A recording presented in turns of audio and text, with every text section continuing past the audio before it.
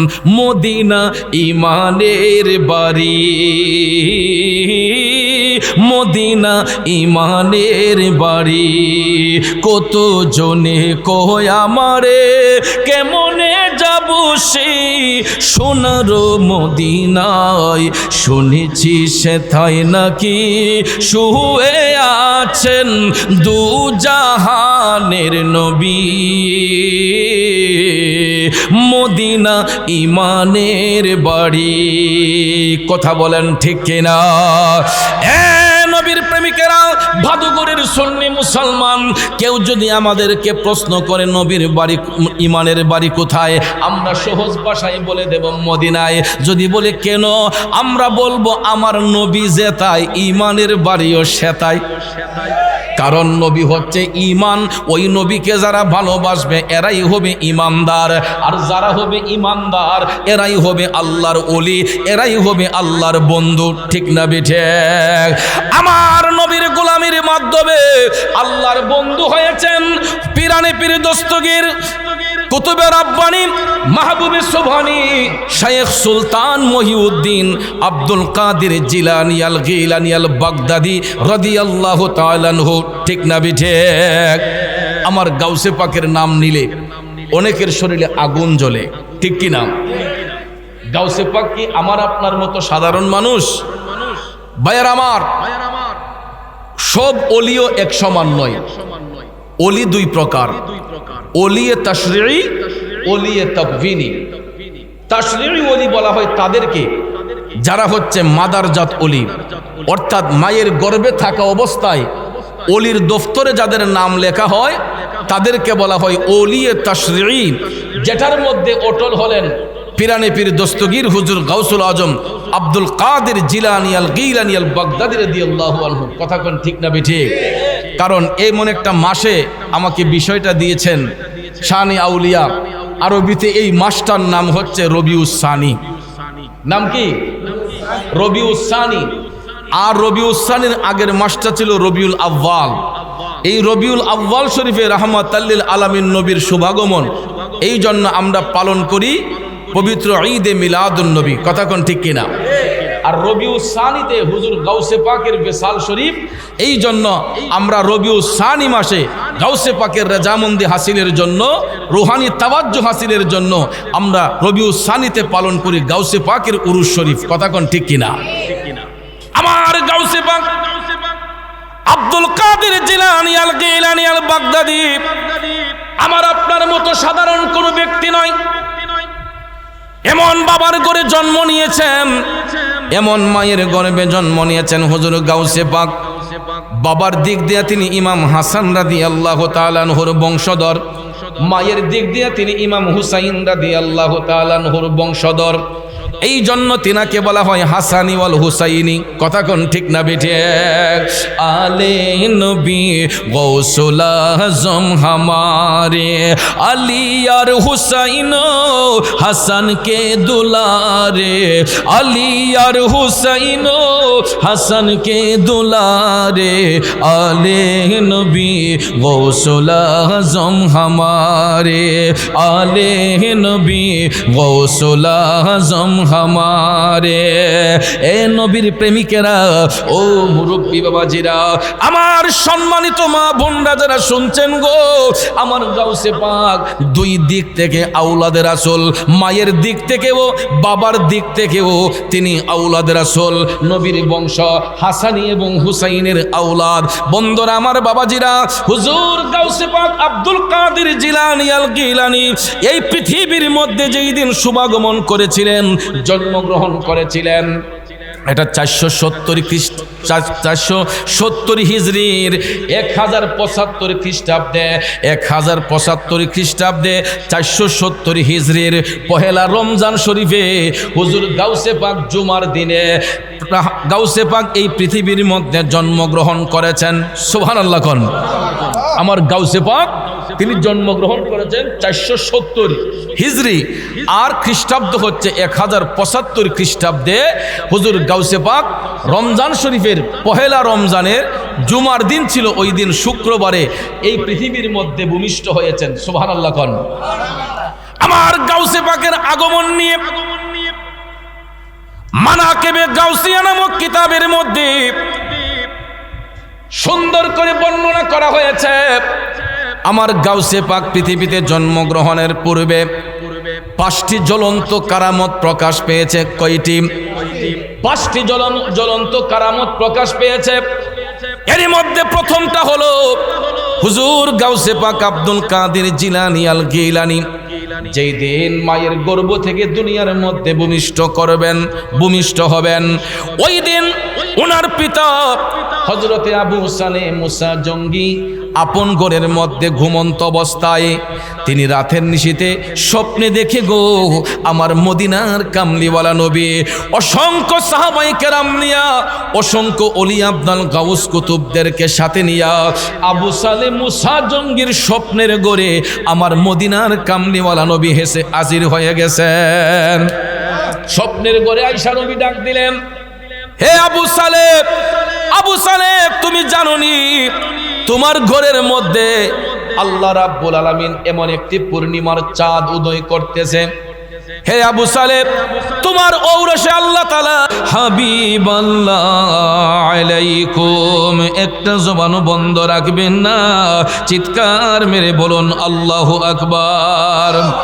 ভাইয়ার আমার, বন্ধুরা আমার, কবি বলতেছেন গাউসে পাক এমন মকামের অধিকারী, রাহমাতাল লিল আলামিন নবীর কদম থাকবে সমস্ত নবীদের কাঁধের উপরে। কথা কোন ঠিক না বিঠে?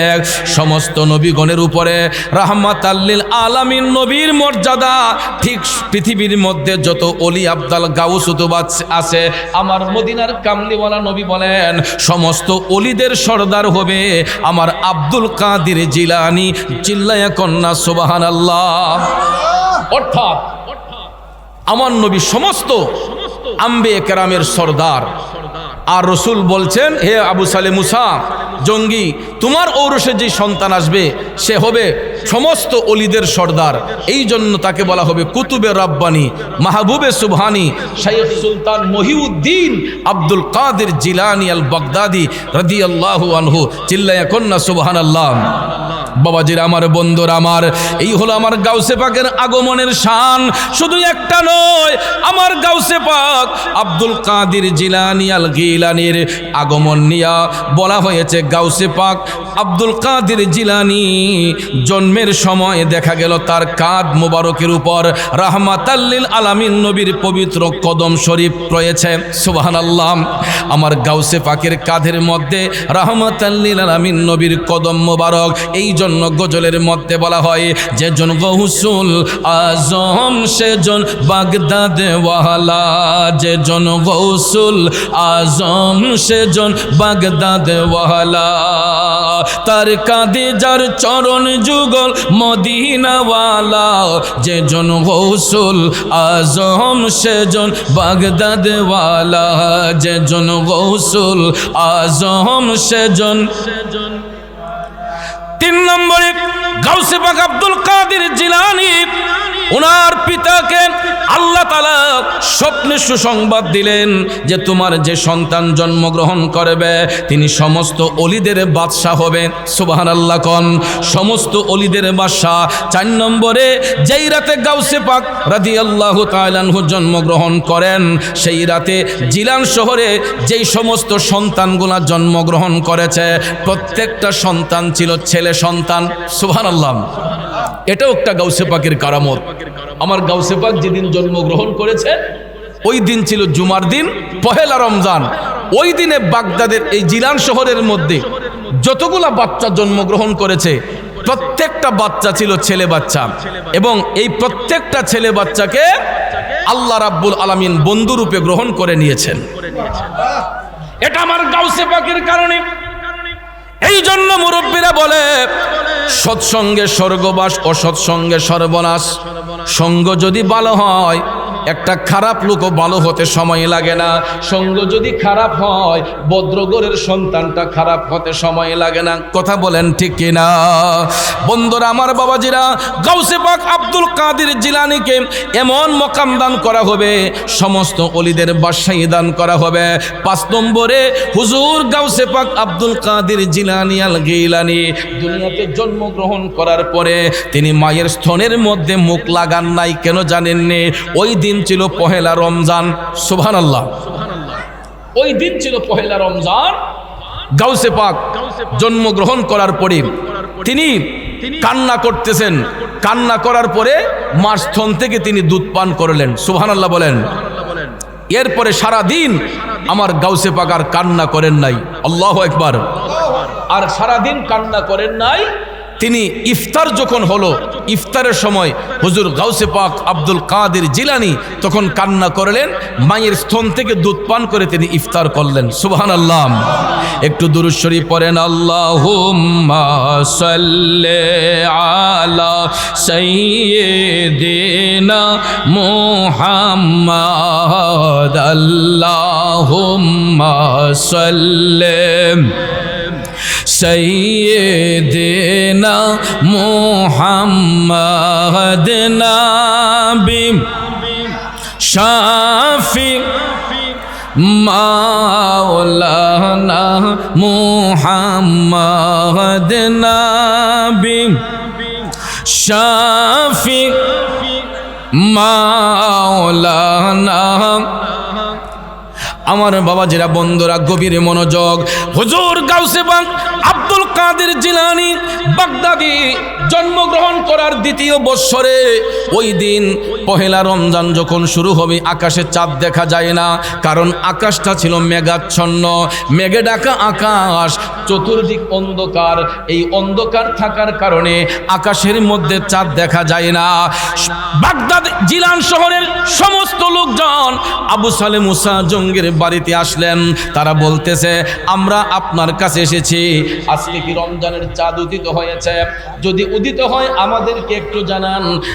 আবু সালে মুসা জঙ্গি বলতেছেন, অবশ্যই আজকে রমজানের চাঁদ উঠেছে, কারণ আমার আব্দুল কাদের আজকে সারা দিন ধরে তার মায়ের স্তনের মধ্যে মুখ লাগায় নাই।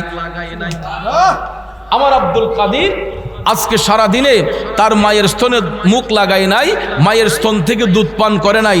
তার মানে বোঝা গেছে চাঁদ উঠে গেছে। যদিও আকাশ ডার, আমার গাউসে পাক আব্দুল কাদের জিলানী তিনি সেহরি পান করেছেন নির্দিষ্ট টাইমে, সারা দিন তিনি রোজা রেখেছেন। এর দ্বারা প্রমাণ হয় যে আকাশের মধ্যে রমজান শরীফের চাঁদ উদিত হয়েছে। এটাই হলো আমার গাউসে পাকের বেলায়েতি শান, তিনি যে মাদারজাত ওলি, এটাও একটা প্রমাণ। আল্লাহু আকবার বলেন। আর একটা হলো, এটা বাহাজাতুল আসরার কিতাবের মধ্যে ঘটনাটা পাইলাম। গাউসে পাক আব্দুল কাদের জিলানী আল গিলানী আল বাগদাদি তিনি দুনিয়াতে আসেন নাই, তিনি যে মাদারজাত ওলি, মায়ের গর্ভ থাকা অবস্থায় যে তিনি আল্লাহর বন্ধু, আল্লাহর ওলি। বন্ধুরা আমার বাবাজিরা, গাউসে পাক যখন রুহের জগতে মায়ের পেটের মধ্যে, এমন সময় দেখা যায় ওনার বাবা আবু সালে মুসা জঙ্গি বাড়ি থেকে একটু সফরের উদ্দেশ্যে বের হলেন। বাড়ির ভিতরে কোনো লোক নাই। মুহূর্তের মধ্যে আমার আপনার জবানটাকে বন্ধ করে দিতে পারেন, আবার আল্লাহ রাব্বুল আলামিন চাইলে মুহূর্তের মধ্যে জবানটাকে খুলেও দিতে পারেন। ঠিক কিনা বলুন? এ নবীর প্রেমিকেরা, যেই আল্লাহ জবান দেওয়ার মালিক, জবান কেড়ে নেওয়ার মালিক, সেই মহান আল্লাহর প্রশংসা করার প্রয়োজন আছে না নাই? আল্লাহ রাব্বুল আলামিন তখন বেশি খুশি হন যখন আল্লাহর হাবিবের দুরূদ শরীফ পাঠ করা হয়। তাইলে দুরূদ শরীফ সাধারণ কোনো আমল নয়, দুরূদ শরীফ এমন একটা ফজিলতময় আমল।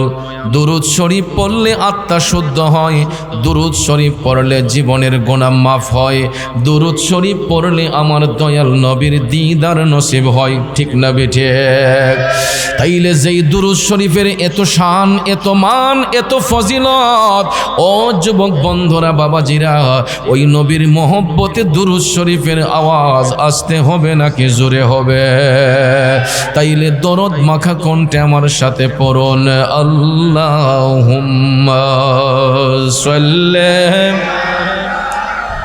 سيدنا مولانا محمد وعلى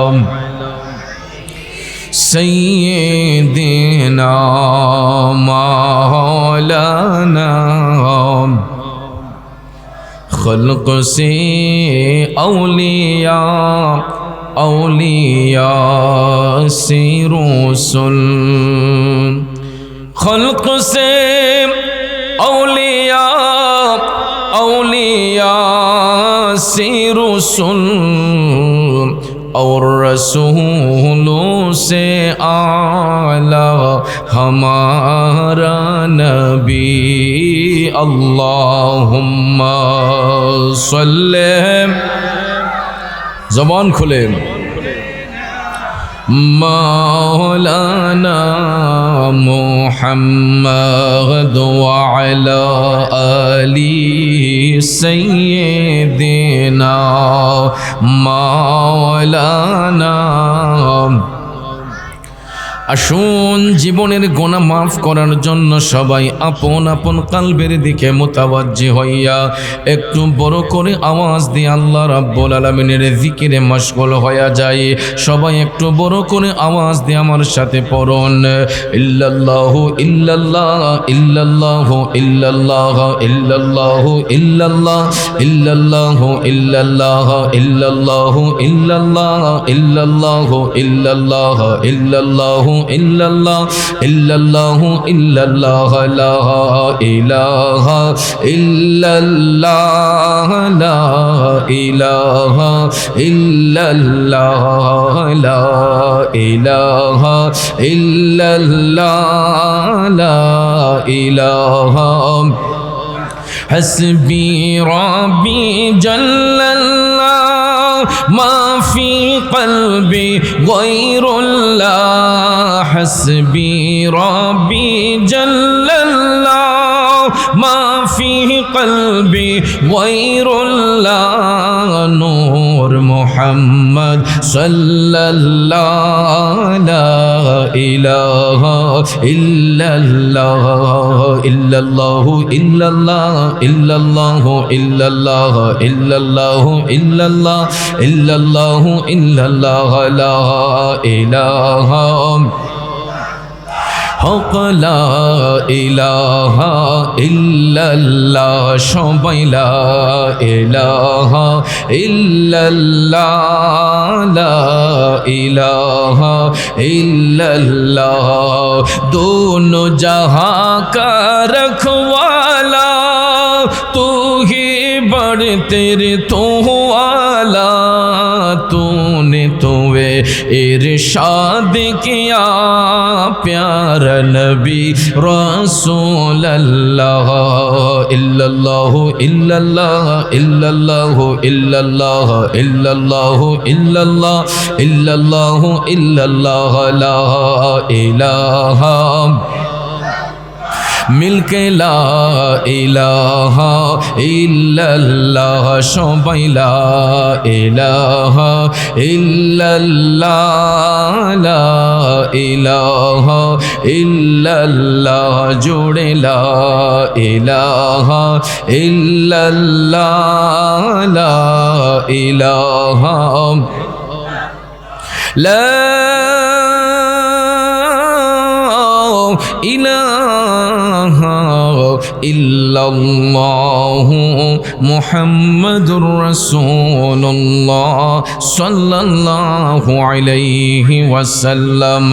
একটা জবান বন্ধ রাখবেন না, জবান খুলে উচ্চ স্বরে বলুন আল্লাহু আকবার। আর একটু মায়ার সুরে বলি ইয়া রাসূলুল্লাহ। এ মদিনার কামলিওয়ালা নবীর প্রেমিকেরা, কণ্ঠটাকে উজাড় করে দিয়া একটু ভালোবাসার সুরে বলুন ইয়া ওয়ালি আল্লাহ।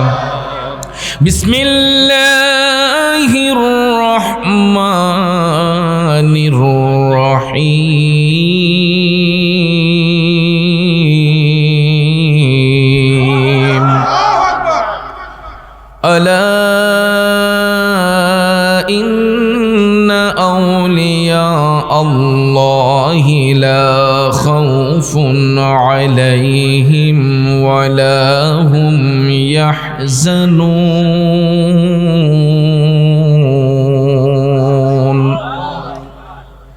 الذين آمنوا وكانوا يتقون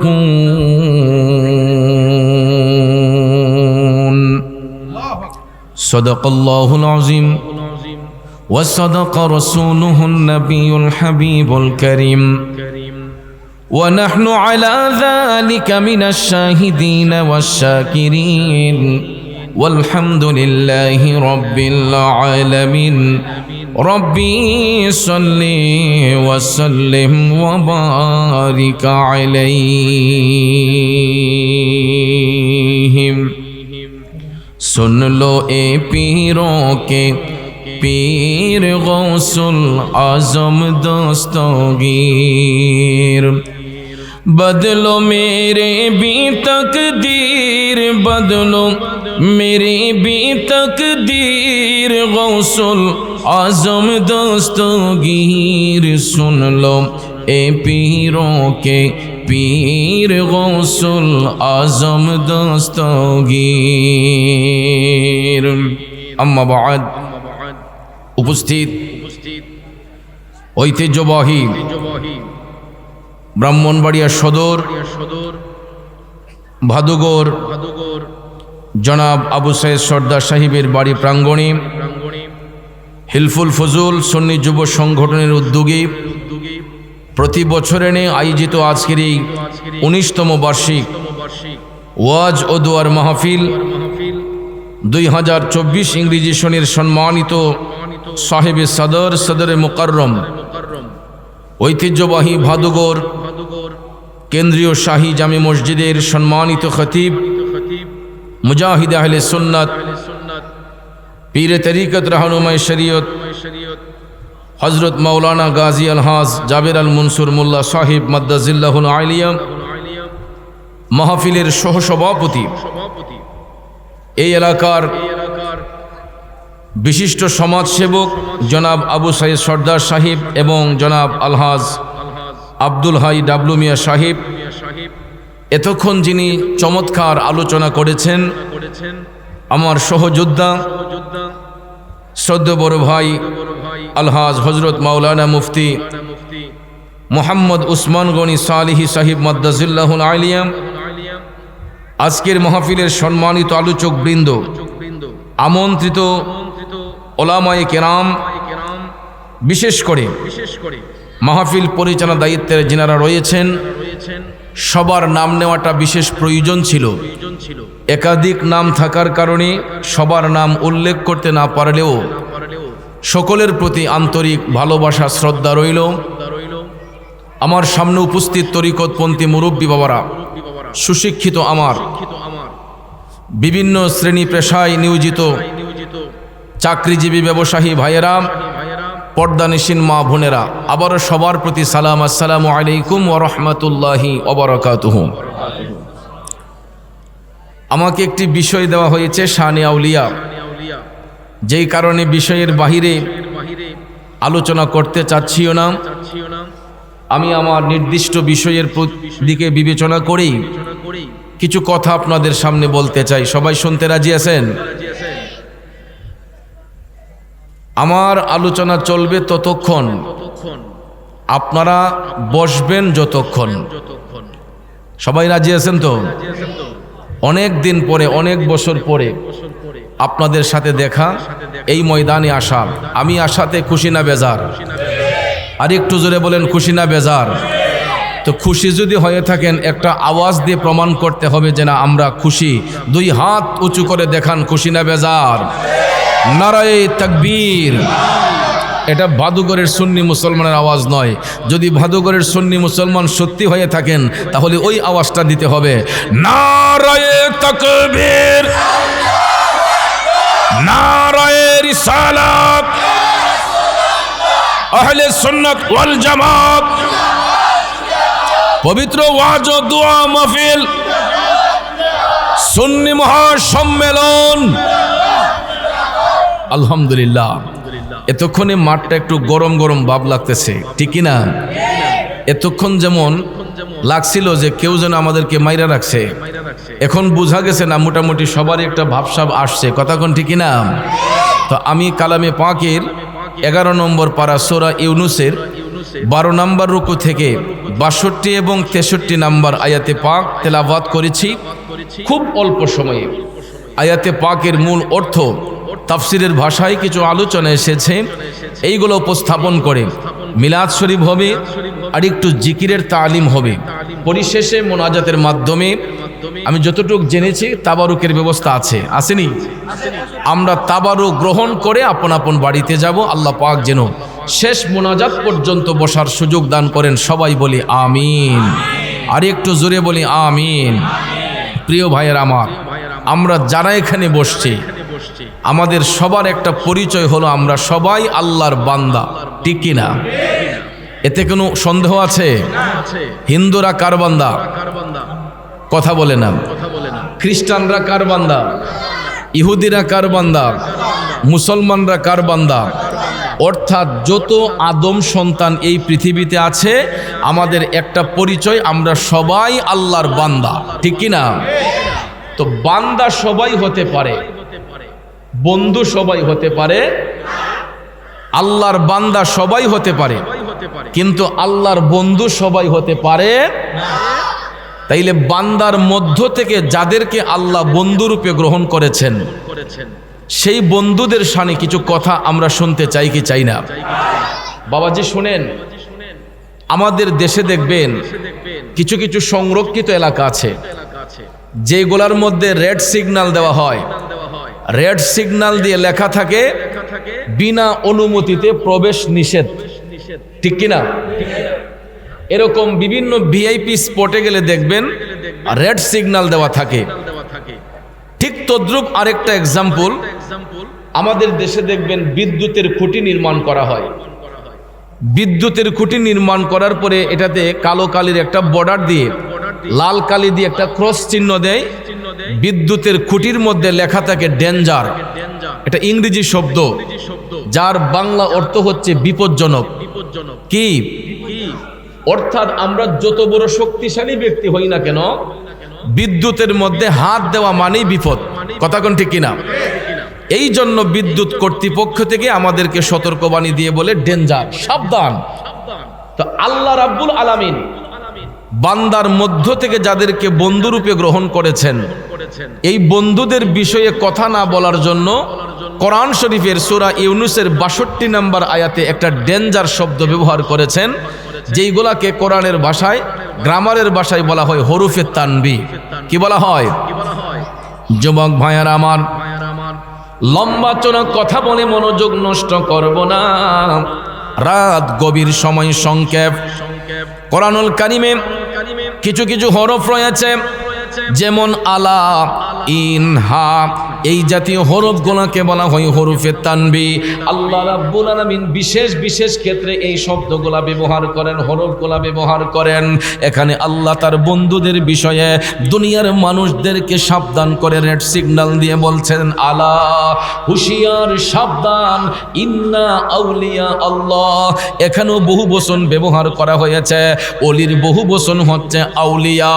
আল্লাহ রাব্বুল আলামিন কয় ইন্না আউলিয়া আল্লাহ, নিশ্চয়ই আমার বন্ধু যারা হবে। এখানে নির্দিষ্ট কোনো ব্যক্তির কথা উল্লেখ করা হয় নাই। আল্লাহ বলছেন নিশ্চয়ই আমার বন্ধু যারা হবে। যেহেতু বেলায়েতের দরজা উন্মুক্ত, আল্লাহর বন্ধু আপনি হতে পারবেন, উনি হতে পারবে, সভাপতি হতে পারবেন, সহসভাপতি হতে পারবেন। প্রত্যেকটা মানুষের জন্য বেলায়েতের দরজা উন্মুক্ত। যদি কেউ তাকওয়া এবং ঈমানের খুঁটিকে মজবুত করে, তারাও বান্দা থেকে বন্ধু হতে পারে কি পারে না? এই জন্য রাব্বুল আলামিন বলেন ইন্না আউলিয়া আল্লাহ, নিশ্চয়ই আমার বন্ধু যারা হবে, লা খাউফুন আলাইহিম, তাদের কোনো ভয় নাই, তাদের কোনো চিন্তা নাই, হোক সেটা দুনিয়াতে, হোক সেটা আখিরাতে। আল্লাহ কই ওয়ালা হুম ইয়াহজানুন,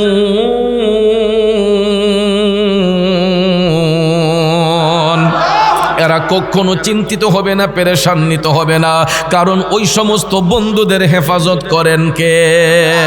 আরো জোরে বলেন কে?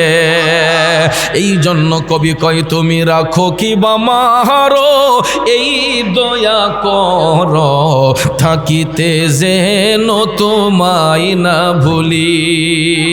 ঠিক কিনা? ও তুমি রাখো কি বা মাহারো এই দয়া কর, থাকিতে যেন তোমায় না ভুলি। বন্ধুরা রে,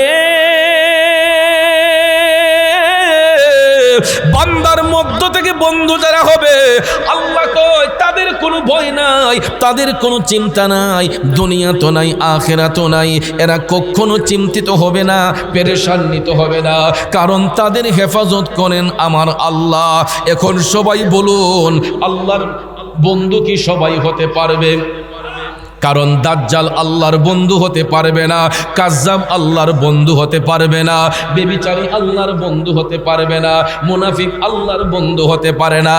এ নবীর প্রেমিকারা গভীর মনোযোগ, কারণ দাজ্জাল এই কারণে আল্লাহর বন্ধু হবে না, কারণ পৃথিবীতে আমার নবী বলেছেন বড় দাজ্জালের আবির্ভাবের পূর্বে আরো 30 জন দাজ্জালের আবির্ভাব হবে। কয়জনের? বড় দাজ্জালের আবির্ভাবের পূর্বে মদিনার কামলিওয়ালা নবী বলেন আরো 30 জন দাজ্জালের আবির্ভাব হবে। প্রত্যেকটা দাজ্জাল নিজেকে নবুয়তি দাবি করবে, নিজেকে নবী দাবি করবে। নাউজুবিল্লাহ কোন? আপনারা বলুন তো, নবুয়তের দরজা খোলা না বন্ধ? খোলা না বন্ধ? কিয়ামত পর্যন্ত রাহমাতাল লিল আলামিন নবীর মাধ্যমে আল্লাহ তাআলা নবুয়তের দরজা বন্ধ করেছেন। কিন্তু ভাইয়েরা আমার, এই পৃথিবীর মধ্যে রাসূল বলেছেন বড় দাজ্জালের আবির্ভাবের পূর্বে আরো 30 জন দাজ্জালের আবির্ভাব হবে। এরই মধ্যে কয়েকজনের আবির্ভাব হয়ে গেছে। একটার নাম হচ্ছে মুসাইলামাতুল কাজ্জাব, আরেকটার নাম হচ্ছে তালহা ইবনে খুয়াইলিদ, আরেকটা হলো ভাইয়েরা আমার মির্জা গোলাম আহমেদ কাদিয়ানি। এরা নিজেকে নবী দাবি করছিল, নবুয়তি দাবি করছিল, যেই কারণে কাদিয়ানীদেরকে আমরা মুসলমান বলি না। কথা কোন ঠিক না বিঠে?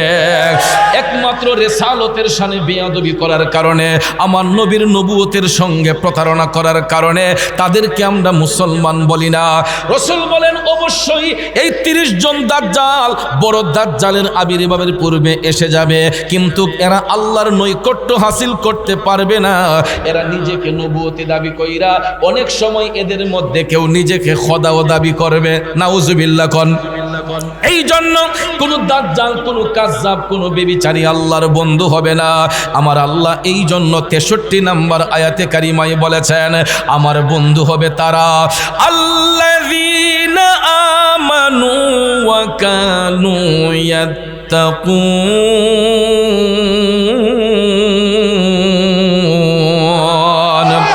যারা হবে ইমানদার, যারা হবে তাকওয়াবান, তারাই হবে আমি আল্লাহর ওলি, তারাই হবে আমার বন্ধু।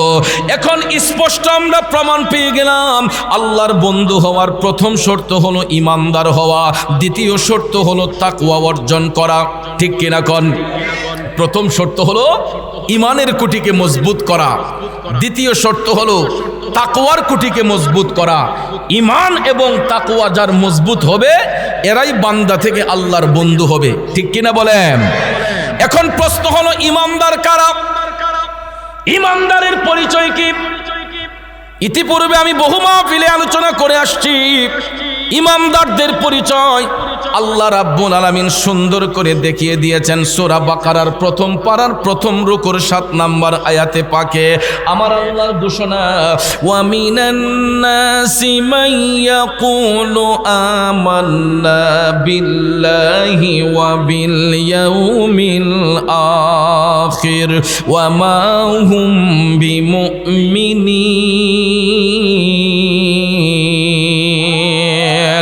জোরে বলুন ঘোষণাকার। আল্লাহ তাআলা বলেন ওয়া মিনান নাসি, মানুষের মধ্যে এমন কিছু লোক রয়েছে মাইয়াকুলু, যাহারা বলে আমান্না, আমরা ঈমান এনেছি, বিল্লাহি, আল্লাহর প্রতি, ওয়া বিল ইয়াউমিল আখির, এবং পরকাল দিবসের প্রতি। আল্লাহ তাআলা বলেন ওয়া মা হুম বিমুমিনিন, প্রকৃতপক্ষে এরা মুমিন নয়।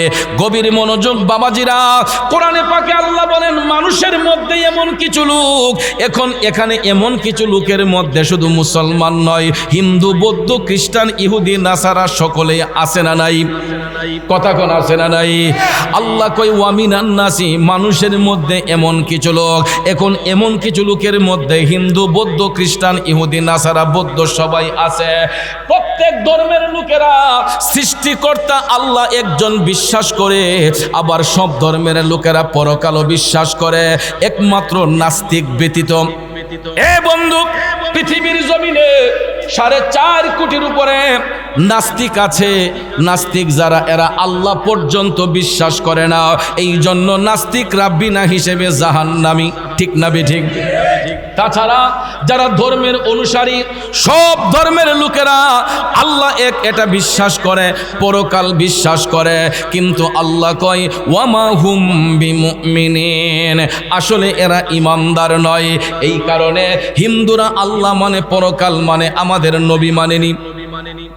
মানে খ্রিস্টানরা আল্লাহ মানে, পরকাল মানে, আমাদের নবী মানে। বৌদ্ধরা আল্লাহ মানে, পরকাল মানে, আমাদের নবী মানে। আরে হিন্দু, বৌদ্ধ, খ্রিস্টান কেন, মুসলমানের মধ্যে কিছু কিছু মুসলমান আমার নবীর শান ও মান মানতে গিয়া একটু অ্যালার্জি রোগ আছে না নাই? আরো জোরে কোন আছে না নাই? এই জন্য ভাইয়েরা আমার শুনুন, কালেমা শরীফ পড়লে মুসলমান পরিচয় দেয়া যায়, কিন্তু সব মুসলমান সমান নয়। মুসলমান 2 ভাগে বিভক্ত, কিছু মুসলমান হবে মুমিন, আবার কিছু মুসলমান হবে মুনাফিক। কথা কয় না? কিছু মুসলমান মুমিন, কিছু মুসলমান মুনাফিক। মুনাফিক মুসলমান কোনোদিন আল্লাহর বন্ধু হবে না, একমাত্র মুমিন ব্যতীত। আর মুমিন হবে একমাত্র তারা, এই আয়াতে পাকের তাফসীর করতে গিয়ে রুহুল বয়ান প্রমাণ করেছে, যারা আল্লাহকে বিশ্বাস করবে, পরকালকে বিশ্বাস করবে, সাথে সাথে আল্লাহর হাবিব রাহমাতাল লিল আলামিন নবী মুহাম্মদুর রাসূলুল্লাহ সাল্লাল্লাহু আলাইহি ওয়াসাল্লামের উপর যারা পরিপূর্ণরূপে ঈমান আনবে, এরাই হবে মুমিন, এরাই হবে ঈমানদার। জুরে জুরে কন্না আল্লাহু আকবার। কারণ মদিনা ঈমানের বাড়ি, মদিনা ঈমানের বাড়ি।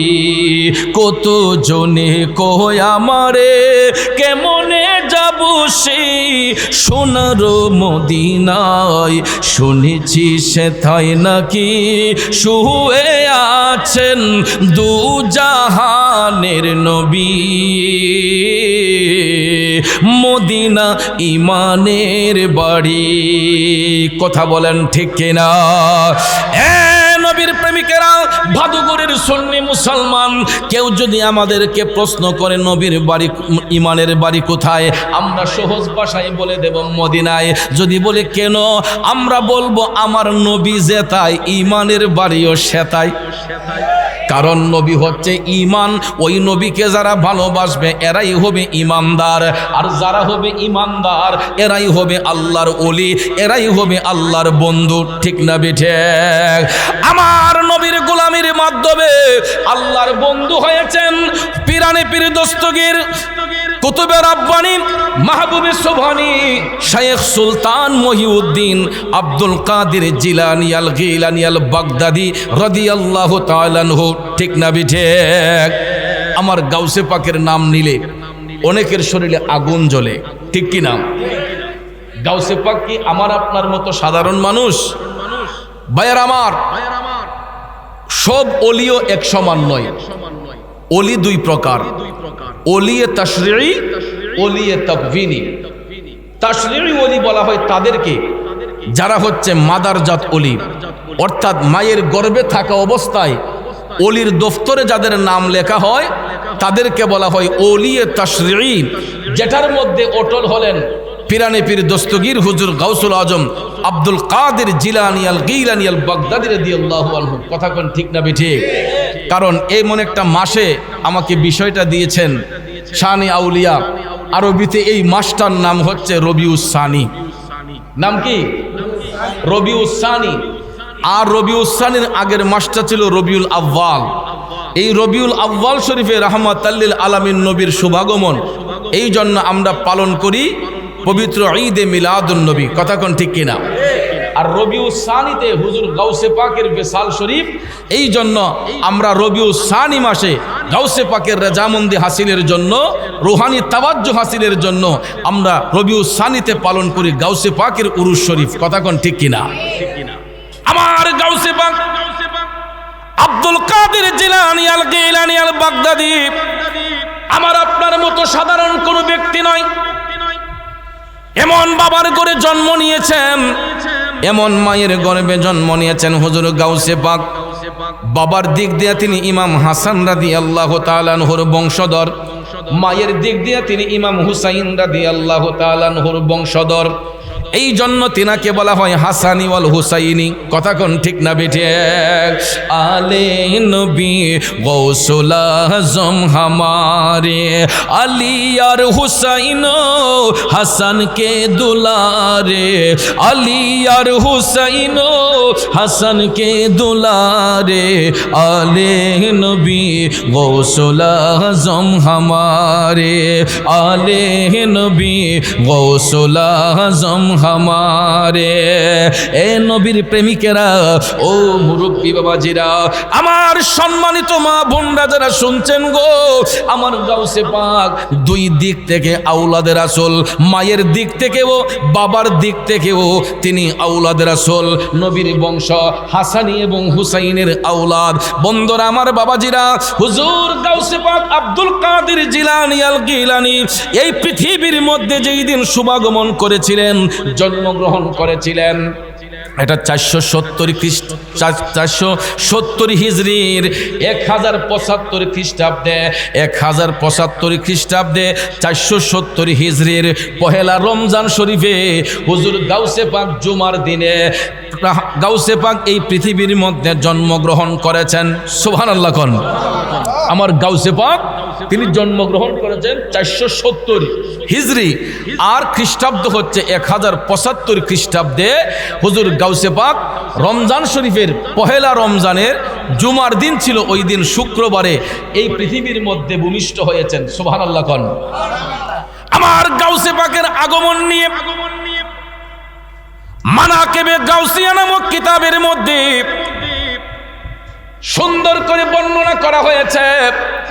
আমার গাউসে পাক পৃথিবীতে জন্মগ্রহণের পূর্বে 5টি জ্বলন্ত কারামত প্রকাশ পেয়েছে। কয়টি? 5টি জ্বলন্ত কারামত প্রকাশ পেয়েছে। এর মধ্যে প্রথমটা হলো হুজুর গাউসে পাক আব্দুল কাদের জিলানী আল গিলানী যেই দিন মায়ের গর্ভ থেকে দুনিয়ার মধ্যে ভূমিষ্ঠ হবেন, ওই দিন ওনার পিতা হযরতে আবু সালে মুসা জঙ্গি আপন ঘরের মধ্যে ঘুমন্ত অবস্থায় তিনি রাতের নিশীতে স্বপ্নে দেখে গো আমার মদিনার কামলিওয়ালা নবী অসংখ্য সাহাবায়ে কেরাম নিয়া, অসংখ্য ওলি আব্দাল গাউস কুতুবদেরকে সাথে নিয়া আবু সালে মুসা জঙ্গির স্বপ্নের ঘরে আমার মদিনার কামলিওয়ালা নবী হেসে হাজির হয়ে গেছেন। স্বপ্নের ঘরে আয়েশা নবী ডাক দিলেন, হে আবু সালেহ, আবু সালেহ, তুমি জানোনি তোমার ঘরের মধ্যে আল্লাহ রাব্বুল আলামিন এমন একটি পূর্ণিমার চাঁদ উদয় করতেছে। হে আবু সালেহ, তোমার ঔরসে আল্লাহ তাআলা হাবিবাল্লাহ আলাইকুম, একটা জবানও বন্ধ রাখবেন না, চিৎকার মেরে বলুন আল্লাহু আকবার। ভাইয়ার আমার, বন্ধুরা আমার, কবি বলতেছেন গাউসে পাক এমন মকামের অধিকারী, রাহমাতাল লিল আলামিন নবীর কদম থাকবে সমস্ত নবীদের কাঁধের উপরে। কথা কোন ঠিক না বেঠে?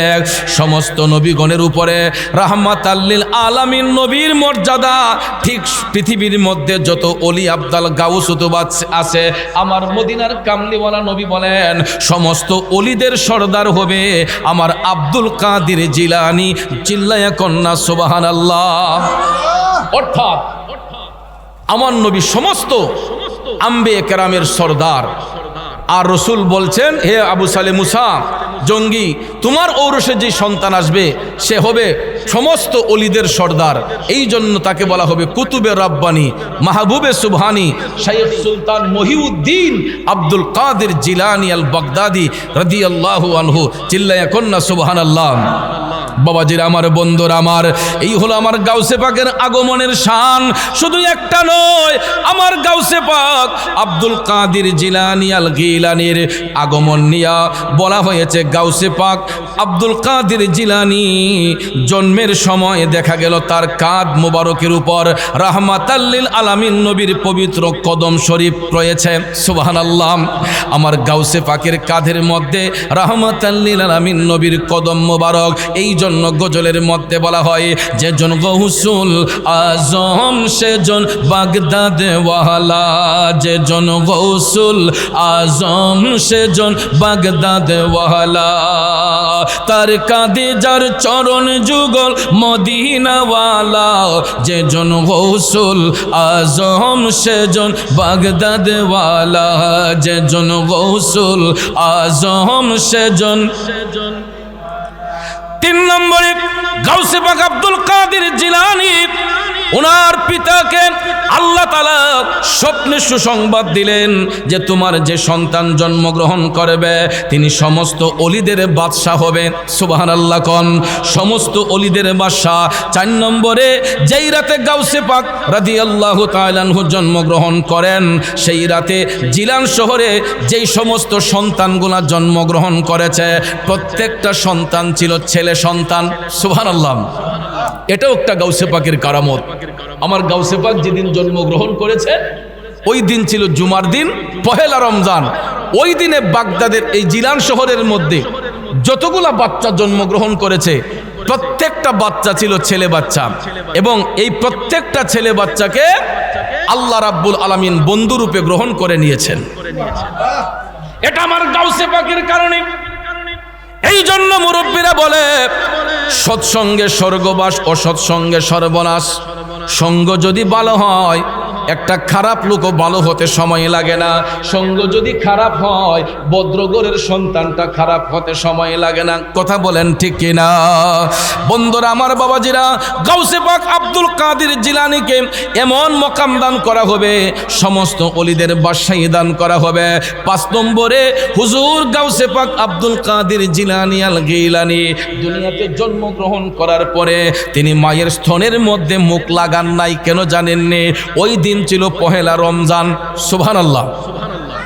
ওই দিন ছিল পহেলা রমজান। গাউসে পাক জন্মগ্রহণ করার পরে তিনি কান্না করতেছেন। কান্না করার পরে মার স্তন থেকে তিনি দুধ পান করলেন। সুবহানাল্লাহ বলেন। এরপরে সারা দিন আমার গাউসে পাক আর কান্না করেন নাই। আল্লাহু আকবার। আর সারা দিন কান্না করেন নাই। তিনি ইফতার যখন হলো, ইফতারের সময় হুজুর গাউসে পাক আব্দুল কাদের জিলানী তখন কান্না করলেন, মায়ের স্তন থেকে দুধ পান করে তিনি ইফতার করলেন। সুবহানাল্লাহ। একটু দুরূদ শরীফ পড়েন। আল্লাহুম্মা সাল্লি আলা সাইয়্যিদিনা মুহাম্মাদ। আল্লাহুম্মা সাল্লি সাইয়্যিদিনা মুহাম্মাদ নাবি শাফি মাওলানা মুহাম্মাদ নাবি শাফি মাওলানা। আমার বাবাজিরা, বন্ধুরা, গভীর মনোযোগ। হুজুর গাউসে পাক আব্দুল কাদের জিলানী বাগদাদি জন্মগ্রহণ করার 2য় বৎসরে ওই দিন পহেলা রমজান যখন শুরু হবে আকাশে চাঁদ দেখা যায় না, কারণ আকাশটা ছিল মেঘাচ্ছন্ন, মেঘে ঢাকা আকাশ, চতুর্দিক অন্ধকার। এই অন্ধকার থাকার কারণে আকাশের মধ্যে চাঁদ দেখা যায় না। বাগদাদ জিলান শহরের সমস্ত লোকজন আবু সালে মুসা জঙ্গির বাড়িতে আসলেন। তারা বলতেছে, আমরা আপনার কাছে এসেছি, আজকে কি রমজানের চাঁদ উদিত হয়েছে? যদি উদিত হয় আমাদেরকে একটু জানান। আবু সালে মুসা জঙ্গি বলতেছেন, অবশ্যই আজকে রমজানের চাঁদ উঠেছে, কারণ আমার আব্দুল কাদের আজকে সারা দিন ধরে তার মায়ের স্তনের মধ্যে মুখ লাগায় নাই। আমার আব্দুল কাদের আজকে সারা দিনে তার মায়ের স্তনে মুখ লাগায় নাই, মায়ের স্তন থেকে দুধ পান করে নাই, তার মানে বোঝা গেছে চাঁদ উঠে গেছে। যদিও আকাশ ডার, আমার গাউসে পাক আব্দুল কাদের জিলানী তিনি সেহরি পান করেছেন নির্দিষ্ট টাইমে, সারাদিন তিনি রোজা রেখেছেন। এর দ্বারা প্রমাণ হয় যে আকাশের মধ্যে রমজান শরীফের চাঁদ উদিত হয়েছে। এটাই হলো আমার গাউসে পাকের বেলায়েতি শান, তিনি যে মাদারজাত ওলি, এটাও একটা প্রমাণ। আল্লাহু আকবার বলেন। আরেকটা হলো, এটা বাহাজাতুল আসরার কিতাবের মধ্যে ঘটনাটা পাইলাম। গাউসে পাক আব্দুল কাদের জিলানী আল গিলানী আল বাগদাদি তিনি দুনিয়াতে আসেন নাই, তিনি যে মাদারজাত ওলি, মায়ের গর্ভ থাকা অবস্থায় যে তিনি আল্লাহর বন্ধু, আল্লাহর ওলি। বন্ধুরা আমার, বাবাজিরা, গাউসে পাক যখন রুহের জগতে মায়ের পেটের মধ্যে, এমন সময় দেখা যায় ওনার বাবা আবু সালে মুসা জঙ্গি বাড়ি থেকে একটু সফরের উদ্দেশ্যে বের হলেন। বাড়ির ভিতরে কোনো লোক নাই, একেবারে পুরুষ শূন্য বাড়ি। আপনাদের খারাপ লাগতেছে? একেবারে পুরুষ শূন্য বাড়ি, বাড়ির ভিতরে কোনো ধরনের লোক নাই। ঠিক কিছুক্ষণ পরে দেখা যায় গাউসে পাকের দরজার সামনে, আবু সালে মুসা জঙ্গির বাড়ির সামনে একজন ভিক্ষুক এসে দরজার মধ্যে কড়া নাড়তেছে যে ভিতরে কি কেউ আছেন, আমাকে কিছু ভিক্ষা দেন। তো এটা আপনারা লক্ষ্য করে দেখবেন, বর্তমানেও আমাদের বাড়িতে দরজার সামনে ভিখারি এসে ভিক্ষার জন্য হাঁক দেয় না? অবশ্যই দেয়। এক ঘরে না পাইলে আরেক ঘরে যায়, এক ঘরে না পাইলে আরেক ঘরে যায়। তবে শহরে বন্দরে দিনের বেলায় অনেক সময় দেখবেন বাসা বাড়ি খালি থাকে, লোকেরা চলে যায় অফিস আদালতে, মহিলারা বাড়ির ভিতরে থাকে। এমন সময় দেখবেন ছদ্মবেশী কিছু ফকির আছে, এরা ভিক্ষুকের ছদ্মবেশ নিয়ে অনেক মা বোনদের ইজ্জত নিয়ে খেলা করে। আছে না নাই? কথা বলে না। আছে না নাই? হুজুর গাউসে পাক আব্দুল কাদের জিলানী আল গিলানী আল বাগদাদি মায়ের গর্ভে তখনও দুনিয়াতে আসেন নাই। আবু সালে মুসা জঙ্গির দরজার সামনে ভিক্ষুক আইসা যখন ভিক্ষার জন্য হাত দিল, ভিতর থেকে একজন বলল, আল্লাহর হস্তে ক্ষমা করেন, বাড়ির মধ্যে কোনো পুরুষ লোক নাই। এই কথাটা শোনার সঙ্গে সঙ্গে ভিক্ষুকের নজর খারাপ হয়ে গেছে। ওই ভিক্ষুক মনের মধ্যে কুপ্রলোভন দিল যে আবু সালে মুসা জঙ্গির স্ত্রীকে কোনোদিন তো দেখা হয় নাই, কোনোদিন দেখি নাই, উনি চতুর্দিয়ালের বাহিরে বের হয় নাই। আজকে যেহেতু বাড়ির মধ্যে পুরুষ লোক নাই, এই সুযোগে আবু সালে মুসা জঙ্গির স্ত্রীর চেহারাটা ভালো করে দেখে নেব। নাউজুবিল্লাহ বলেন। কারণ তিনি এমনই একজন আবেদা মহিলা, যার চেহারা দেখবে দূরের কথা, আমার গাউসে পাকের মায়ের গায়ের উন্নাটা পর্যন্ত পৃথিবীর কোনো পরপুরুষ দেখতে পাই নাই। অথচ দেখেন আমাদের দেশে তো আব্দুল কাদের আছে না? আমার দেশের আব্দুল কাদেরের মাদের দিকে একটু তাকান, এরা ওপেনলি বাজার হাটে যায়, মার্কেটে যায়, বিভিন্ন শহরে বন্দরে গিয়ে ওপেনলি খোলামেলা চলাফেরা করে। কথা কোন ঠিক কিনা?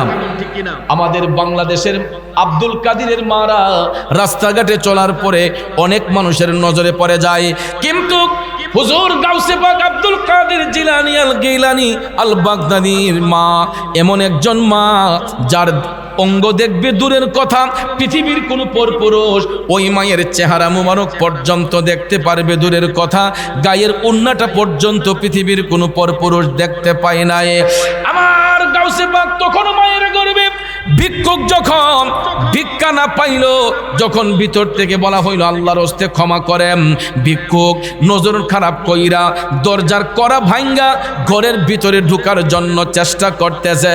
এমন সময় ভিতর থেকে যখন বুঝতে পারলেন যে দরজা ভেঙ্গে ভিক্ষুক ঘরের ভিতরে ঢোকার চেষ্টা করতেছে, গাউসে পাকের মা তখন টপ টপ করে চোখের পানি ছাইরা আমার মৌলা পাকের দরবারে কান্না শুরু করে দিলেন। গাউসে পাকের মা কান্না শুরু করে দিয়ে আমার আল্লাহর ডাক দিয়ে বলতেছে, আল্লাহ, এই ভিক্ষুকের অত্যাচার থেকে আমি ফাতেমার ইজ্জত তুমি রক্ষা করো গো আল্লাহ। ও বন্ধু, বলুন গাউসে পাকের মায়ের ডাক আল্লাহ শুনবে কি শুনবে না? আরো জোরে কোন শুনবে কি শুনবে না? কারণ ভাইয়ারা আমার, বন্ধুরা আমার, যারা আল্লাহর বন্ধু হয়, যারা আল্লাহর প্রিয় হয়, এরা ডাক দেওয়াতে দেরি হয়, আমার আল্লাহর কাছে ওই ডাকটা কবুল হতে দেরি হয় নাই। কথা বলেন ঠিক না বেঠে?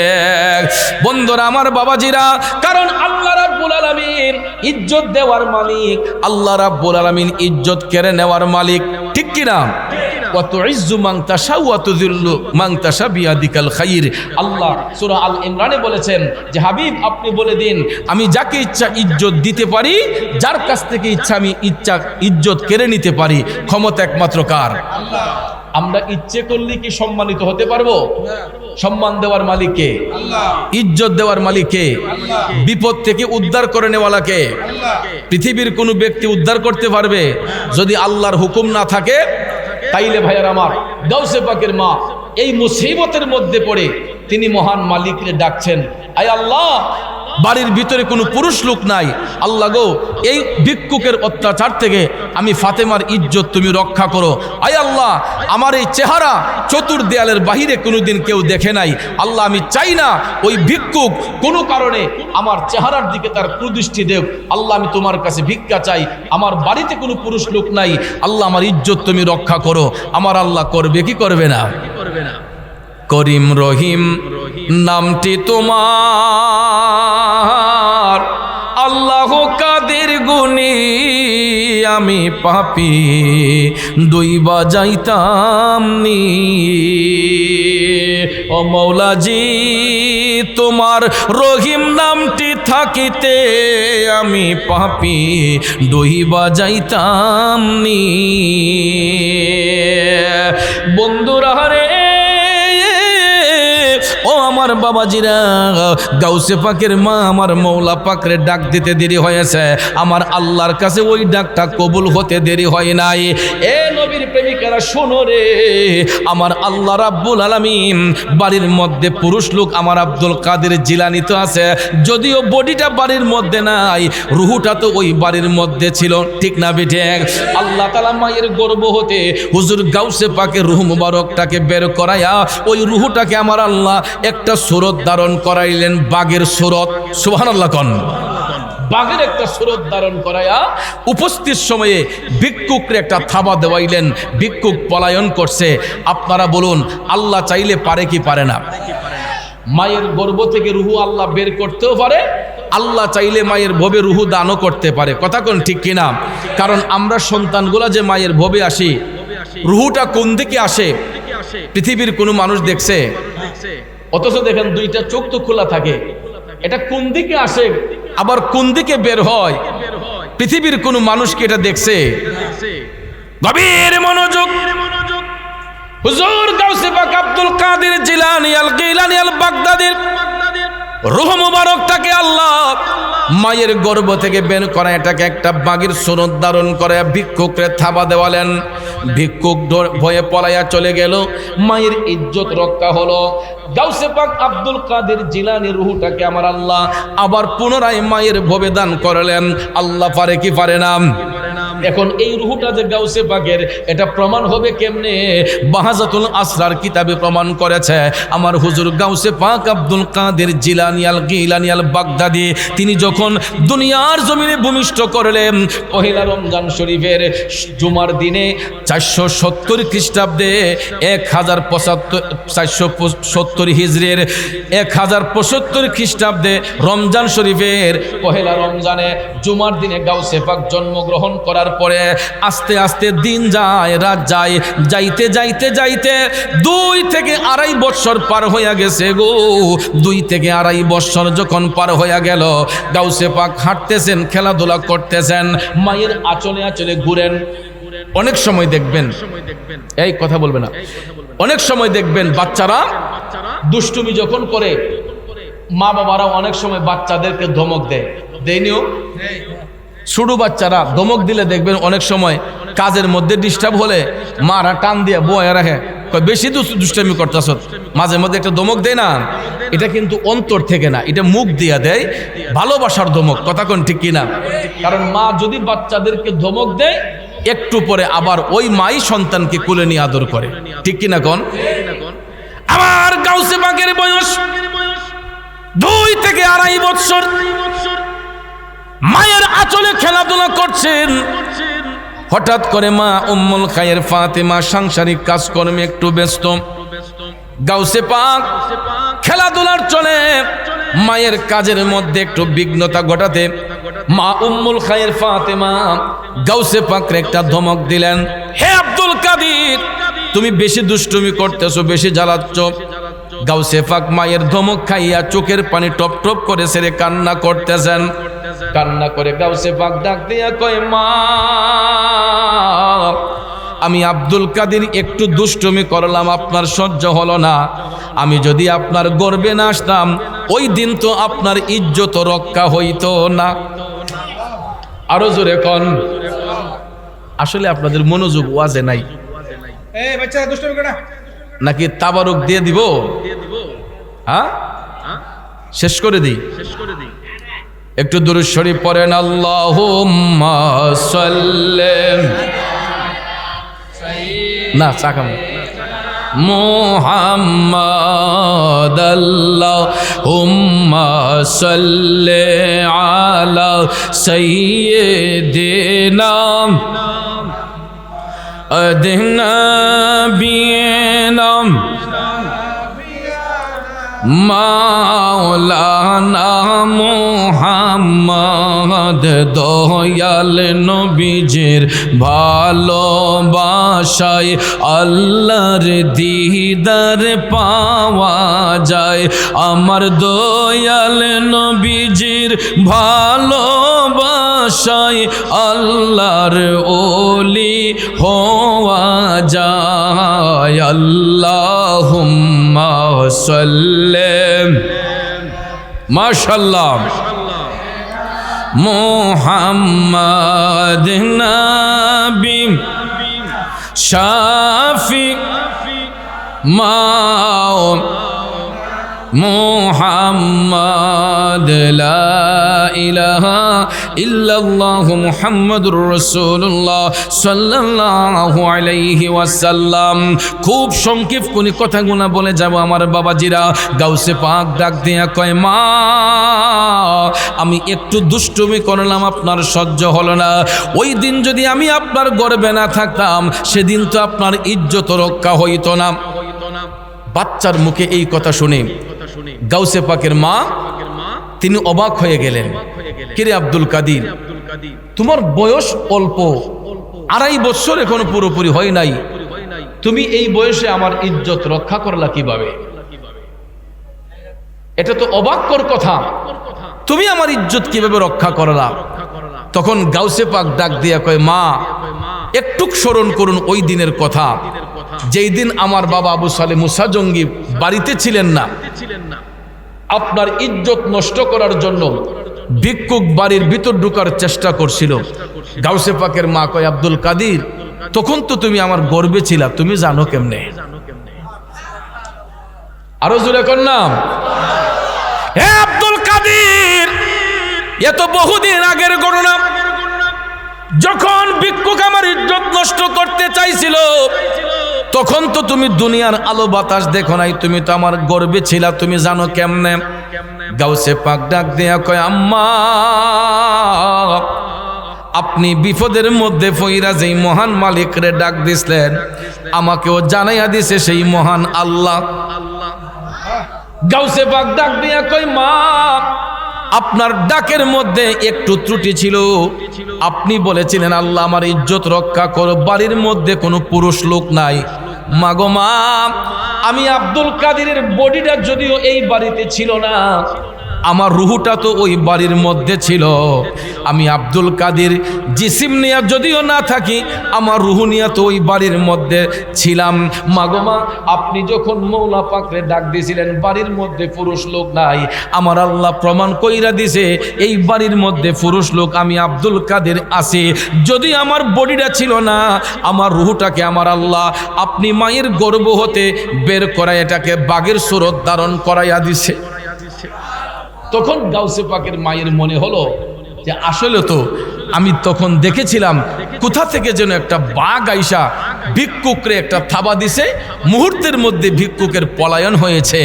গাউসে পাক ডাক দিয়া কয়, মা, ও দরদি মা, এই রুহটাই ছিল আপনার সন্তান, আমি আব্দুল কাদের জিলানী। আরো জোরে জোরে কন্যা সুবহানাল্লাহ। তাইলে চিন্তা করেন আমার গাউসে পাক কেমন মাফের ওলি।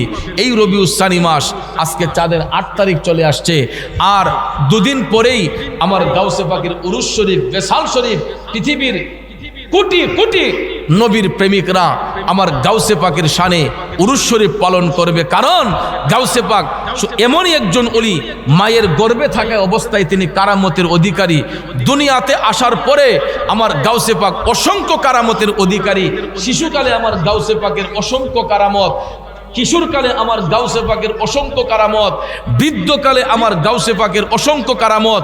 দুনিয়া ছেড়ে কবর দেশে যাওয়ার পরেও আমার গাউসে পাকের কারামত অব্যাহত রয়েছিল। কথা কোন ঠিক না বিঠিক? এখন পর্যন্ত আমার গাউসে পাকের কারামত বাগদাদের জমিন থেকে অনেকেই অনেকভাবে প্রমাণিত পাচ্ছে। কথা কোন ঠিক না বিঠিক? এই জন্য ভাইয়ার আমার, যারা নবী পাকের শানে বিয়াদবি করে, গাউসে পাকের শানে বিয়াদবি করে, আমার আল্লাহ মাঝে মধ্যে তাদেরকে কিছু সিমটমের মাধ্যমে, আলামতের মাধ্যমে শিক্ষাদান করে। ঠিক না বেঠিক? ইতিপূর্বে আমরা দেখেছি যারা নবীর আগমনে বেজার হয়েছিল, ভাইয়ার আমার, আমাদেরকে মারপিট করতে হয় নাই, আল্লাহই বিচার করে। কথা কোন ঠিক না বেঠিক? কেউ কেউ দেখা যায় গাড়ি অ্যাক্সিডেন্ট করে মারা যাওয়ার পথে, রক্ষা করেন কে? এগুলা মাঝে মধ্যে আল্লাহ কিছু কিছু ধাক্কা দেয়, কিছু কিছু সিমটমের মাধ্যমে আল্লাহ করে বেশি বারিশ না। আমার বন্ধুর শানে বিয়াদবি করলে, আমার বন্ধুদের শানে বিয়াদবি করলে, আমার হাবিবের সঙ্গে বিয়াদবি করলে আমি আল্লাহ ছাড় দেই, কিন্তু কাউকে ছেড়ে দেই না। কথা কোন ঠিক না বেঠিক? কারণ আল্লাহর মার ধীরে ধীরে হয়। আমরা যদিও নগদে কিছু করতে চাই, নগদ কাম ভালো নয়, সবর করবেন, কারণ আল্লাহ বলেছেন ইন্নাল্লাহা মাআস সাবিরিন, আমি সবরকারীদের অন্তর্ভুক্ত। ঠিক না বেঠিক? আমি সবরকারীদের অন্তর্ভুক্ত। এই জন্য বাবাজিরা আমার, বন্ধুরা আমার, আমাদের সভাপতি সাহেব এসেছেন, আমরা একটা তাকবীর দিই, নারায়ে তাকবীর, নারায়ে রিসালাত, আহলে সুন্নাত ওয়াল জামাত। সভাপতি সাহেবের আগমন, সভাপতি সাহেবের আগমন। আমাদের এই ভাদুঘরের চেরাগ, সূর্য সন্তান, আমার শ্রদ্ধেয় বড় ভাই আলহাজ গাজী জাবির আল মনসুর মোল্লা সাহেব আমাদের মধ্যে তশরিফ এনেছেন। এতক্ষণে গিয়ে মাহফিলের পরিপূর্ণতা লাভ করেছে। ঠিক কিনা বলুন? আল্লাহ তাআলা কবুল করুক, আমরা সকলে বলি আমিন। তো যেই কথাটা বলতে চেয়েছিলাম, যারা নবী পাকের শানে বিয়াদবি গুস্তাখি করবে, যারা আউলিয়া কেরামের শানে বিয়াদবি গুস্তাখি করবে, আল্লাহ রাব্বুল আলামিন ধীরে ধীরে তাদের বিচার করেন। কথা বলেন ঠিক কিনা? জি। তো ভাইয়ের আমার, তো গাউসে পাকের কারামত যদি দিন রাত, যদি পৃথিবীর সমস্ত আলেম ওলামা মিলেও যদি আমার গাউসে পাকের কারামত বর্ণনা করেন, তারপর হুজুর গাউসে পাকের কারামত বলে শেষ করা যাবে না। ঠিক কিনা বলুন? তো আসলে আমি এটাকে নিজের বাড়ি মনে করি। এই ঘরে আমি বহুদিন খাবার খাইছি, এই এলাকায় আমি দীর্ঘদিন অবস্থান করে গিয়েছি। অনেক মানুষ আমার খুব চেনা মানুষ, কারণ এই পাড়ায় আমি আফজাল ভাইয়ের বাসায় অনেক দিন ছিলাম, আপনারা জানেন, সেখানে আসা যাওয়া করছি। সেই বিদায় আপনাদেরকে দেখে আসলে অনেক মায়া লাগতেছে। কথা তো সবসময় সব মাহফিলেই বলি, আজকে শরীরটা ভালো না। গত 3 দিন যাবৎ একেবারে ঘুমের সংকট আর মানসিক কিছু চাপ আছে। আমরা সুন্নি জামাতের আলেমুল, আমাদের কিছু মানসিক টেনশন আছে। এগুলো হচ্ছে আমাদেরকে এক্সট্রা হয়রানি করা, শুধু শুধু হয়রানি করা। অনেক জায়গায় মাহফিলে গেলে হুমকি দামকি, অনেক জায়গায় মাহফিলে গেলে আমাদেরকে অ্যাটাক করা হয়, গাড়ি ভাঙচুর করা হয়। এগুলো আসলে কোনো সভ্য সমাজে হতে পারে না। তো একজন ভাই একটা কাগজ দিয়ে চুপকে চুপকে চলে গেছে, এটা আমাকে দিয়েছে। তো জানি না আমি এটা কে দিয়েছে, আসলে এটা আমি বলাটাও দরকার। আচ্ছা বলেন, আমি বলে জিকির করছি, তাহির সাহেব, আমি একটা মাহফিলে, এটা কসবা উজুরি সাহেব, কসবা গোপীনাথপুর উজুরি বারাই গ্রামে উজিরে শাহ একজন আল্লাহর মজ্জুব অলি, উনি একজন আরেফ বান্দা, ওনার স্মরণে একটা উরুস শরীফ হয়। তো সেখানে আমি আলোচনা করছি, তাহির সাহেব আলোচনা করছেন। ওরা বলছে যে হুজুর, আপনারা 2 বন্ধু মিলে একসঙ্গে একটু জিকির করবেন। তো জিকির কি ভালো না খারাপ? আল্লাহ রাব্বুল আলামিন কোরআন শরীফে সূরা তোহার 124 নম্বর আয়াতে পাকে বলেছেন, ওয়ামান আ'রাদা আন যিকরি ফাইন্না লাহু মাঈশাতান দনকা ওয়া নাহশুরুহু ইয়াউমাল কিয়ামাতি আমা।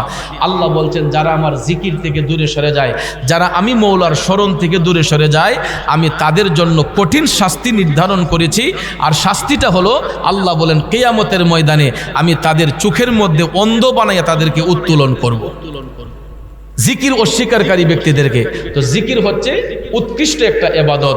দুরূদ শরীফ এবং জিকির এগুলা হচ্ছে বান্দার কালবকে নূরান্বিত করার জন্য, কালবের ময়লা দূর করার জন্য জিকির হচ্ছে একটা উত্তম ইবাদত, উত্তম আমল। তবে জিকিরের প্রকারভেদ আছে। জিকির সাধারণত দুই প্রকার, জিকিরে জালি, জিকিরে খাফি। জিকিরে জালি প্রকাশ্য জিকির। তো আমরা অনেক সময় অনেক মাহফিলে প্রকাশ্যে জিকিরের মধ্যে আবার 5 জিকির আছে, কালবের জিকির আছে, নফিস বাতের জিকির আছে। অনেক শায়েখগণ, তরিকতের সুফি সাধকগণ, তরিকতের ইমামগণ এক একভাবে এক একটা তরিকতের তালিম তরবিয়ত করেছেন। তো আমরা সেখানে জিকিরে জলি প্রকাশ্যভাবে অনেক সময় কালবের জিকিরও করেছি। যেহেতু অনেক মানুষ রাত এ সময় প্রায় 3:30 বাজে। বাংলাদেশের মধ্যে বলুন তো কোন বক্তাটা রাত্রে 3:30টার সময় পাবলিককে ধরে রাখতে পারে? তো একমাত্র বাংলাদেশে একজন ব্যক্তি পারে, যিনি হচ্ছে আল্লামা পীর মুফতি গিয়াসউদ্দিন আত-তাহিরি সাহেব, আমার বন্ধু, এবং আমিও গুনাহগার সহ আমরা কয়েকটা নবীর সৈনিক আছি, গোলাম আছি। আমরা অনেক সময় রাত্রে 2টা 2:30টার সময়ও কিছু কিছু প্রেমিক পাগল আমাদের জন্য অপেক্ষা করে। তো ভাইয়ার আমার, তো ওই মুহূর্তে আমরা 5 মিনিটের জিকির দিয়া আমাকে কয়, আমি বলে হিম হে জিকির করি, হিমতে জিকির করি। আপনারা বলেন তো হিমতে কোনো জিকির আছে? খোদার কসম, এইরকম কোন নিয়তে, এইরকম কোন উদ্দেশ্যে আমাদের লেসান থেকে এই শব্দগুলা বের হয় নাই। অনেক সময় কালবের জিকির করতে গেলে এটা আমরা যে কথাগুলা বলি, এই যে বক্সগুলা, এগুলার মধ্যে রিপিট হওয়ার পরে একটা প্রতিধ্বনি বের হয়, যেগুলা আবার এডিটিং করে আমাদের গজলের ভিতরে, আমাদের জিকিরের ভিতরে ডিজে গানও তো ঢুকানো হয়। তা আপনারা এত শিক্ষিত মানুষ হয়ে মানুষ কেন এই ভুল ধারণাটা করে? শিক্ষিত মানুষ হয়ে যখন মূর্খের কাজ করে, আসলে রসুল হাদিস শরীফে 1500 বছর আগে বলেছেন যে হাসর কায়েম হওয়ার পূর্বে মানুষ জ্ঞান চর্চা করবে, কিন্তু তাদের আচরণ হবে অজ্ঞদের মতো, মূর্খদের মতো আচরণ হবে। শিক্ষা অর্জন করবে, কিন্তু তাদের আচরণ হবে মূর্খদের মতো। ব্যক্তি ফায়দা হাসিলের জন্য ইউটিউব, ফেসবুকে এবং টিকটকে ভিউয়ার্স বাড়ানোর জন্য, আমাদেরকে কালারিং করার জন্য আমি অনেকটি টিকটকে কমেন্টগুলা দেখেছি, বিশ্রী কমেন্ট এবং আমাদেরকে গালাগালি। আলহামদুলিল্লাহ, আমি কোনো মক্কার দোয়া ইমাম না, কথা কোন ঠিক না বেঠিক? আমি একদম দোয়ায় তুলসী পাতা না, আমার আমলে প্রচুর পরিমাণ গুণ আছে। কিন্তু এটাও জেনে রাখবেন, দুনিয়ার মানুষ যদি কেউকে না যায় না গালি দেয়, আল্লাহ রাব্বুল আলামিন ওই ব্যক্তির আমলের গুণাগুলা তার আমলে চাপাইয়া দেয়। আর ওই ব্যক্তি কোনো নেক কাজ করে থাকলে এটা ওই ব্যক্তির এই আমলের মধ্যে আল্লাহ দান করে। এতে আমি কোনো, আমার অসুবিধা নেই, আমার কোনো আফসোসও নেই। আমার যদি 1000 বার গালি দেয়, এতে আমার কোনো কষ্ট নাই। কিন্তু খোদার কসম, হিম হে কোনো জিকির নয়, হিমতে কোনো জিকির নয়। আমার কষ্ট লাগে যখন আমার সুন্নি ভাইরা এগুলা নিয়ে তামাশা করে। কারণ এরা তো জ্ঞানী লোক, সুন্নি ভাইরা তো নবীর সৈনিক, এরা তো বোঝার চেষ্টা করতে হবে। হিম হেতু কোনো জিকির হয় না, কথা কোন ঠিক না বেঠিক? বাতেলরা হয়তো এগুলো নিয়ে ফায়দা লুটতে পারে, কিন্তু সুন্নি ভাইরা এগুলো নিয়ে ফায়দা লুটতে পারে না। ভাইয়ার আমার রাত্রে 3:30টার সময়